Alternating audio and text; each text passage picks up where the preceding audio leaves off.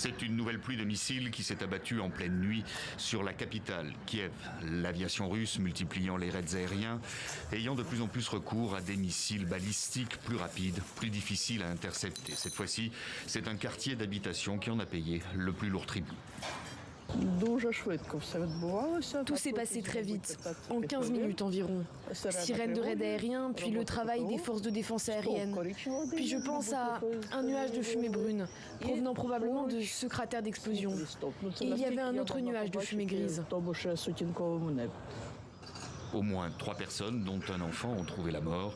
Selon l'administration militaire de Kiev, tous les missiles ont été interceptés et c'est la chute des débris qui a provoqué des pertes humaines et des dégâts. Depuis des semaines, la Russie envoie des drones et des missiles kamikazes sur notre ville. Et beaucoup de bâtiments sont détruits. Ce n'est pas la guerre. C'est un génocide contre l'Ukraine, contre le peuple ukrainien.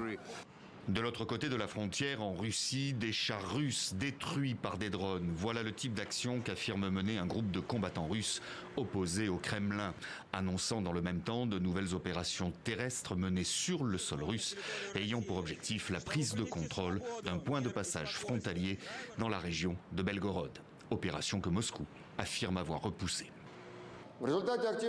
Les actions dévouées des militaires russes ont permis de repousser 3 attaques de formations terroristes ukrainiennes. L'aviation a effectué 11 frappes contre l'ennemi.